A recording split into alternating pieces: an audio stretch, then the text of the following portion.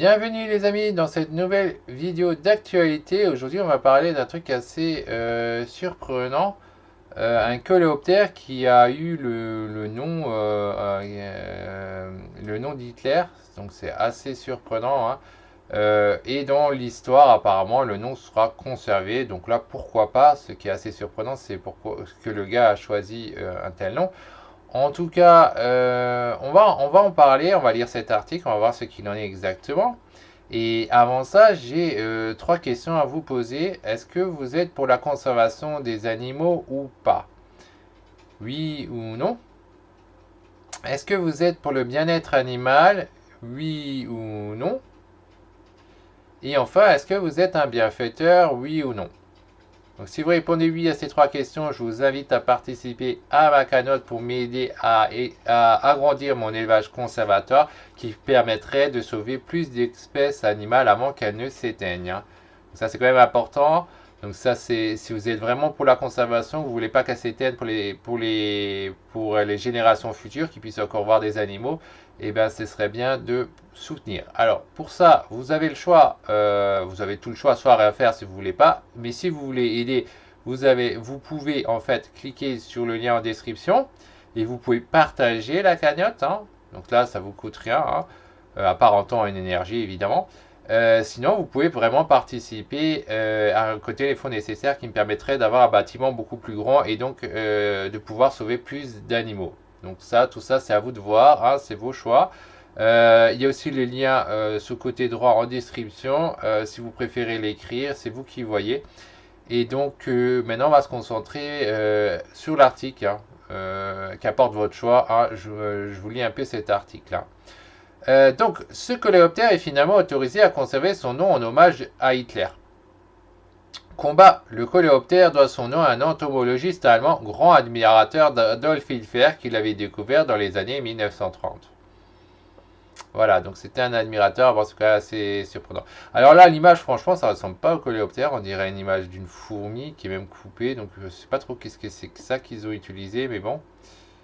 La communauté scientifique vient d'autoriser l'Anophthalmus hitleri à garder son nom en référence à Adolf Hitler. D'après la presse étrangère, la Commission internationale de monoculture zoologique en charge de nommer les espèces animales a tranché. Il ne nous appartient pas de juger des noms sont offensants ou éthiquement inaccessibles, car c'est une question très subjective et personnelle, a expliqué Daniel Widmore, un des membres de la commission au quotidien autrichien Der Standard. Alors ça, c'est quand même surprenant qu'ils agissent comme ça, parce que dans le monde d'aujourd'hui, on était à un moment, il y a encore quelques temps, où on était en train de déboulonner des statues et tout, que je trouvais ça honteux, parce que c'est quand même des personnages de l'histoire, que ça plaît ou pas. Mais eux, par contre, ils ont bien ce genre d'avis, tiens, on laisse, quoi. Et effectivement, parce que c'est pas normal, quoi. Et donc c'est assez surprenant qu'on revienne maintenant de nouveau dans l'autre sens. Mais moi, je trouve ça plus correct dans un sens, hein. L'insecte vivant dans les grottes a été découvert dans les années 1930 par l'entomologiste Oskar Schebel, qui à l'époque avait voulu rendre hommage au chancelier allemand auquel il vouait une grande admiration. Un nom qui avait lancé un mode parmi les admirateurs du Troisième Reich consistant à collectionner l'Anophthalmus hitleri. Le coléoptère avait connu un succès tel qu'il s'était retrouvé en voie d'extinction. Ouais, ça c'est pas bien par contre. Changer de nom ne changerait pas grand-chose. La polémique faisant rage parmi les scientifiques, dont certains, comme la botaniste portugaise Estrela Figueiredo, plaidaient pour un changement de nom. Celle-ci avait écrit dans son article publié dans le Zoological Journal en 2023 que rebaptiser certaines espèces permettrait d'éviter la commémoration de personnes ayant causé d'innombrables souffrances. Dans un cas comme celui du coléoptère hitlérien, un changement de nom ne changeait pas grand-chose, a indiqué le professeur de zoologie Michael Hall du musée d'histoire naturelle de Berlin, ajoutant que les admirateurs d'Adolf Hitler continueraient probablement à nommer le coléoptère de ce nom actuel. L'Anophthalmus hitleri n'est pas le seul insecte à porter le nom d'un dirigeant de l'Axe, puisqu'un insecte préhistorique porte aussi le nom du Führer et un papillon a été nommé d'après Benito Mussolini. Voilà. Donc là, ils ont expliqué pourquoi ils ne changent pas de nom, pourquoi pas, hein. Moi non plus, je changerais pas non parce qu'effectivement, les anciennes personnes, ils vont toujours, et les fans, ils vont toujours l'appeler de la même façon. Hein, ça va rien changer du tout. Ça sert effectivement à rien du tout. Donc voilà pour cet article. Par contre, ce qui est embêtant, c'est effectivement quand on choisit les noms des animaux, il faut faire gaffe parce qu'effectivement, ça peut amener pas mal de gens à vouloir cet animal parce qu'il porte ce nom-là.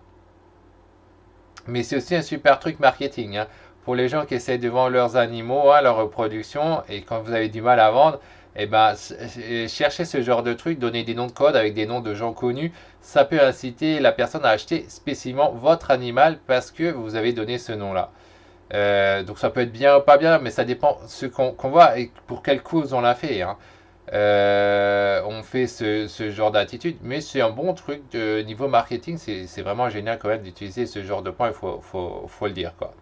Donc voilà pour cet article. Donc si vous êtes pour la conservation des animaux, pour éviter qu'elles s'éteignent, je vous invite encore donc à partager la cagnotte ou même à y participer. C'est vous qui voyez, vous retrouvez le lien en description.